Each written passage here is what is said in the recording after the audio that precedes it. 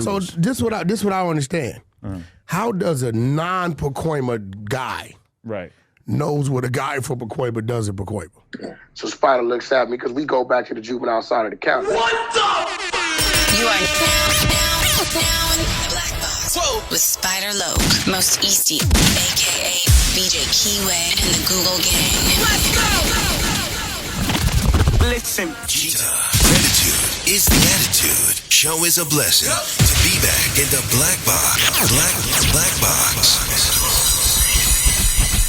Relax, roll up as we randomly react to content in these YouTube streets. Yeah. It's time for R&R. Smack with Net Hustle. Big shout out to my SPI, Spotter Low. You know, I'm in the Black Box. Had to come through, tap in, show love one time. Yeah, y'all make sure y'all subscribe. Stay tuned. All that. Like the homie said, all that. Like, subscribe, stay tuned. You dig it, lies. Oh, my mama, TMC.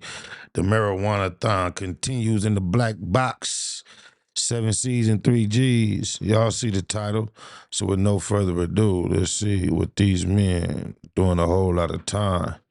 Life, as a matter of fact, have been up to. So what do you think the hardest part is waking up in prison knowing that you're alive, but you're not free? You never know what could happen to you.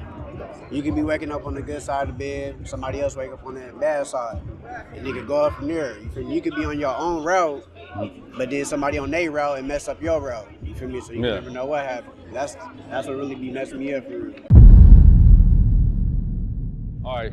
So good morning, everybody. How y'all feel? Good morning. I mean, how y'all doing? So y'all heard a little bit about the segment, the generational effects of criminal decisions. I just wanted to start real quick with some of the youngsters. Go ahead and introduce yourself. My name is Marcellus Willie. I've been down for 2 years. I got sentenced to 22 to life with parole. Just hoping to get back. Next. My name is Armani Hall. I've been sentenced to 25 to life. I've been down 2 years. I'm going on 3 years. My name is Raheem Mills. I got LWAP. I've been down 5 years. They got life. And between the three of them, they only been down 9 years. Them being associated with this program so young, in prison, it's a message to the youngsters. Whatever it is you out here doing that could potentially, possibly, probably lead you here, it's not worth it. Because once all the distractions are gone, look, these dudes wasn't thinking about being part of positive presentations before they caught these cases just 2 years ago for those two, and then for him 5 years. Man, don't wasted youth and potential. My name is Christian Hall. I've been sentenced to 31 to life. I currently been down 4 years. My name's Zealous Smith. They sentenced me 25 to life. I've been out for 3, and better days be on the way. Between them so far, that's 16 to life, but they already got over 100 years of life to do, and they've only been down 16 years combined, and they got all that time to do. And the world and life in the future could possibly be just as bright as that beautiful day, but their future is very dark. What can I say? Sheesh, this is hitting me harder than I expected it to from the title. Oh, I'm gonna come to y'all in a minute. So real quick, I wanted to talk to y'all, and anybody can just speak up and say it. So how do y'all feel now that y'all know that y'all in prison at a young age? How do you feel about that? Shoot, it's not a good feeling. As a black man, I shouldn't even be in here right now. Should be on my way to the NFL right now. This ain't the lifestyle. This ain't the lifestyle I want for my young people out there. It don't matter if you black or not. It's not the place to be.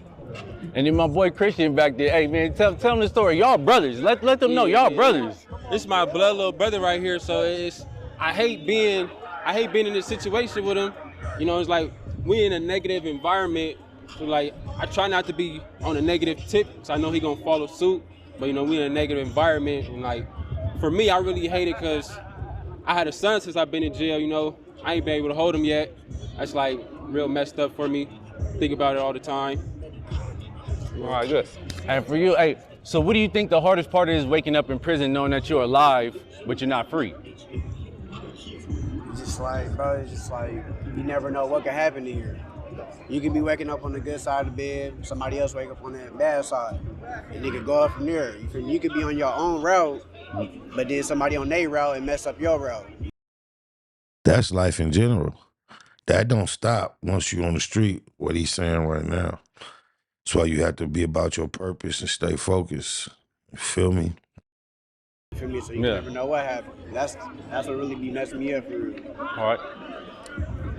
And how has your journey been in prison? You got life without, so I identify with you straight up. So me, I just try to stay out the way, mind my own business, you feel me?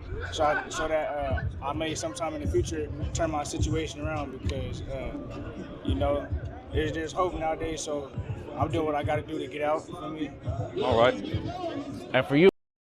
Life without, he been down 5 years, he's young, and he's hopeful. Man, if you can't find something within yourself out here in freedom to be hopeful and plotting on a plan on a future of positivity, don't let it take till you get there, y'all. Please. Man, bless that. I don't know what they did to get there, but my heart goes out to these young brothers. The last question is, what's one thing you're going to do since you were in prison to better yourself to make it out? Sure, man. You know, just dedicate myself, you know, doing good, you know, go to class, you know, working and stuff like that. And, you know, stay out the way so I can go home to my family. All right, for sure. And then real quick, I want to show something with the elders of those who've been in prison long enough. I'm going to let y'all introduce yourselves. My name is Jimmy McLeod. I've been in prison 36 years. I got life without. Let's get it going. My name is Tabiti Sulaim. Imagine a youngster that's been down 5 years that got life without, who's trying to be hopeful. Then you hear somebody say, hey, I got life without. I've been down 36 years. He probably looked a lot more like that youngster when he got there than he does now. And if that youngster has a moment of clarity, he probably can't help but realize, damn, I'm going to be here until I look like that. Oh, man, that's deep. Wilson. I've been in prison 26 years, incarcerated with life without. My name is Edward Marshall. I've been in prison 39 years. I got 25 to life. All right. And since y'all been in prison, what has been the experience? Now imagine 25 to life, but having 39 years. That means he's been in prison 14 years over the 25. When they give you an L, they usually mean it. We know we didn't see some lifers get out after doing 20-something, 30 years. But hey, we see it. It don't just be like that. It ain't just normal or natural or automatic. Sheesh. That time just shook my spirit. Y'all came in same age as them, right? And now y'all still here. So my experience so far has been like, I came in as a gang member. So it was violent back then, real violent. So it's been a lot of hardship for me. And but today I've changed myself. So in the last 5 years, I have become hopeful instead of hopeless. Yeah. He spent 34 years hopeless in that thing. That youngster seemed like he has hope only in his 5th year. I can only imagine if he's going to be able to maintain that hope throughout, or would he go on an up and down roller coaster? Man. Kind of similar. I came in '99. It was a much different atmosphere. Yes, also, I was. Sorry for all the pause. He said he came in '99. It's my last time paroling. Jeter, gratitude is the attitude. Gang related, heavily involved. Found myself in and out of the SHU. Over these last 7 years, though, I've been working on myself. Really just focused on just building myself into the person that my mother always wanted me to be. So now, you know what I'm saying, I'm not only have I worked on me, I'm trying to help other people work on themselves as well. So, my question to you would be, where do you think your narrative played in harming the younger generation now that you're older? Your actions? Well, being that I'm an ex-gang member, you know what I'm saying, I think me gang banging, they took up what other people was doing, and I played a part in it as far as gang banging, selling drugs, and stuff like that. All right. And for y'all that's been down this long, what would y'all tell them, youngsters coming in prison right now who have life without in life, what would y'all advise them to do? I would advise you, any youngster out there today that's headed towards where we headed, would advise them to not get involved in this stuff, because whether you realize it or not, you take away from not just yourself, but your family. You take away from the community. You're hurting the victim family. You're taking away from them. So today I would just say education is the key. So for me, I would say take advantage of the opportunities that y'all got. Speaking to y'all that's in here right now, we didn't have these opportunities. There wasn't no education. There wasn't no self-help program. It was just violence. That's all we had. We didn't have no outlet. Y'all got an outlet now. They coming in with programs like Between the Lines. You got 1 million self-help programs on this yard. Things that to help you engage your mind. Take full advantage of that. You don't got to sit up here 26 years, 36 years, 39 years. You ain't got to do that type of time no more. It's on you. The onus on you. What you put in, you're going to get back. You ain't got to sit up in here no dub. You ain't got to sit up in here 15 years. Yes. Work yourself up out of here. All right, then. Yeah, I wish they had the YOP program when I came. They didn't have it, right? So I was like, give me a flag and a knife and let me do my thing, right? So you see, I had 25 to life, 39 years, I still sit here. You know what I'm saying? Because of my actions earlier in the program, right? But now I got my shit together. I'm trying to be a productive citizen for society, so I get out there and give back to the community. Yeah, and I'm going to say I thank y'all too, because I feel like I'm the middle generation real. Can you imagine being in prison 40 years, y'all? I was 10 years old when he went to jail. Both that. Quick, I've been in prison 15 years. I came in looking like that, young, and I'm like in the middle, headed in this direction right now. And I really thank you guys, everybody, for participating in this. And yeah, I want to clap it up for y'all. And good looking, you know? All right. Thank you. Thank you, brother. Yeah. All right. Out of all the people on that yard, they got a very small amount of participation in that little positive push. Everybody else on that 4 yard over there just programmed. They don't want to hear that shit. All right. So what you guys just experienced and just seen was literally the generational side effects of criminal decisions. You see, you come into prison when you're 19, 20, 21, and you thinking you're gonna be young forever, not knowing one day you're gonna hit 30, you're gonna hit 40, and guess what? You still gonna be here on the yard. And I can say that for me, from my experiences, I thought about next week and tomorrow, but I never thought about the future. You know, I had that low self-esteem, low value on life, and unfortunately I'm still here, and I really see the effects. Because time waits for nobody. Not only you getting older, but life is still going on out there. Your parents is getting older. People start to move on. And what I would tell the youngsters out there is don't sell your life, you know what I mean, away for 5 hot summers on the streets. Because once you come up in here and really recognize you got that life sentence, you're gonna really regret it. And even after you regret it and transform and build yourself up, you're still gonna be here. And that's why I'm real big on Amanda Seals and how she really helped me and transform myself to help me to understand emotional intelligence and emotional literacy, right? Because how I look at it is that a lot of people talk about being mentally incarcerated, right? But there's a step that's actually before that, and it's being emotionally incarcerated. Because at all times we feel something. How you feel is how you think, then words and then actions. When I was growing up, I didn't have an emotional vocabulary. I didn't know how to say I was ashamed. I felt embarrassed. I was chagrining. I didn't know how to say I felt inferior. All I knew how to do is project and use my negative coping tools. And that's one of the main reasons that I feel like Amanda Seals, her brand and her education is very much needed back here, because technically we're socially dead back here. We're not alive technically, but we very much are. You know, we're not invisible. And I feel like Amanda Seals, if you can, I would like to hold space and merge our communities together and build something around like truth and justice, rebuilding behind bars, so we can start breaking these cycles. For me, I think that's just a euphemism for generational curse. In order to break these generational curses, we need to start generational healing. And I believe that's what we can do back here. And I must also admit and say I would like to get my book signed as well. So I really appreciate that. And on that note, I would really enjoy if you could come get this banner too as well, because they're gonna look at this as contraband and they're gonna make me throw this away. And that just can't be the side effects of Amanda Seals in the trash. I know you don't have a problem picking up trash, but we're not getting in the trash though. And besides, the CEOs is clowning me. They tell me I got a tarp in my cell. I'm trying to stitch together a parachute and run in the. And you got a pink flag. I know when I was spent a very, very small time in incarceration in Arizona because I bailed out, I got to experience what Sheriff Joe did with putting pink into the system in Arizona.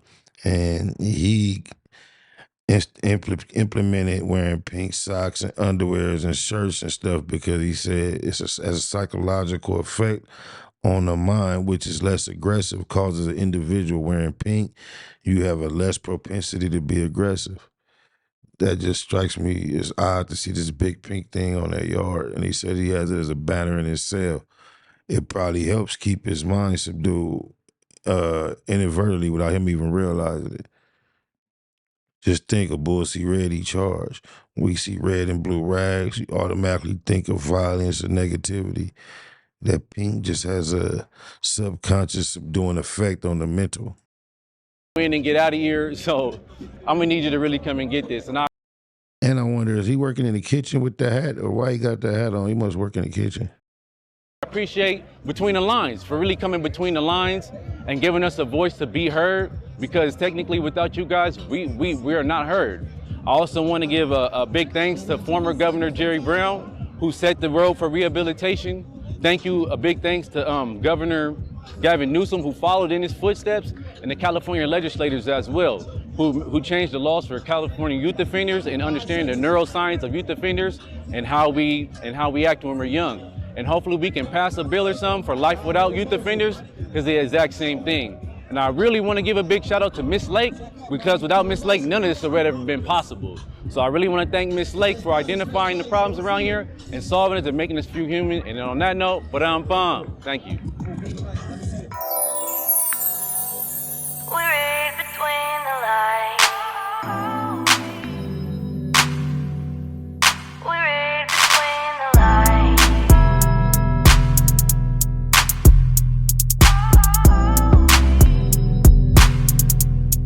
We read between On the set, could've swore I had covered my bases. Ended up in court, had to fight a couple of cases.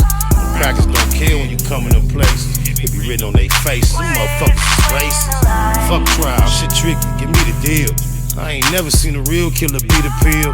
Shooter got a brighter future if he got a date.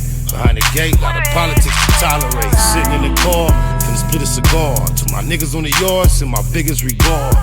You don't wanna run it back, we already ran it. You landed flat on his back, cause I'm heavy-handed. Wanna catch another fade, we can follow up. But I ain't waiting all day, niggas squabble up. Gang of anger, got it all bottled up.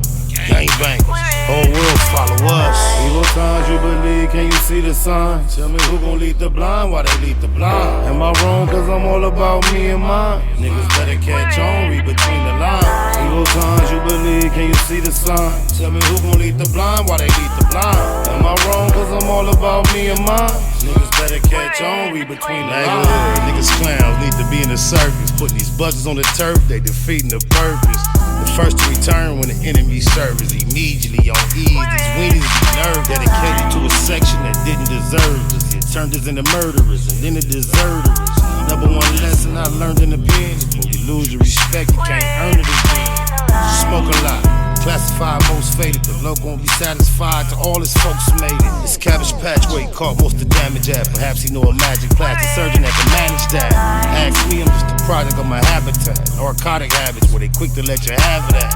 Big homie talking about he need half that. I'm laughing at him as if my little bastard having that. Evil signs you believe, can you see the signs? Tell me who gon' lead the blind, why they lead the blind? Am I wrong, cause I'm all about me and mine? Niggas better catch on, read between the lines. Evil signs you believe, can you see the signs? Tell me who gon' lead the blind, why they lead the blind? Am I wrong, cause I'm all about me and mine? Niggas better catch on, read between the lines.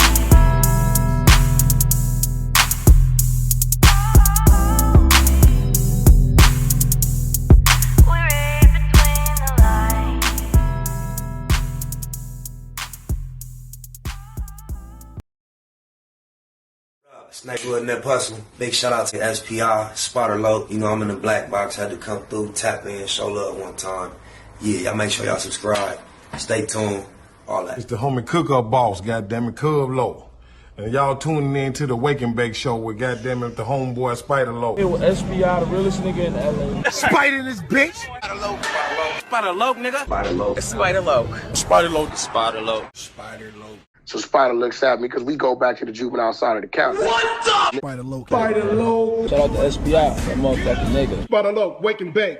Better keep it Google, nigga. Loke is in LA somewhere doing what he's doing. In the words of Spider Loke on my mama's mama. Spider Loke's gear. This is Bay Mac. Nate Bud, C-Mac. Shout out my Loke, Spider Loke, huh? Nate Bud on Hood. It's a beautiful world. You fight me? Fight, cred.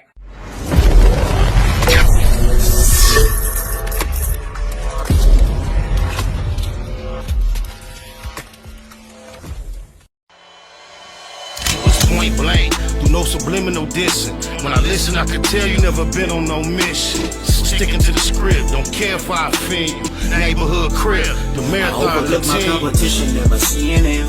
I done trained my mind that I'm going. You could tell by how I walk, talk, I'm a boss. A east side millionaire, homie, what you thought? My life is a movie. They can't get close to me. They mad cause they can't be. I'm everything that they wanna be, yeah. You are now in the black box. Whoa. With Spider Loke, Most Easty, aka VJ Keyway, and the Google Gang. Let's go!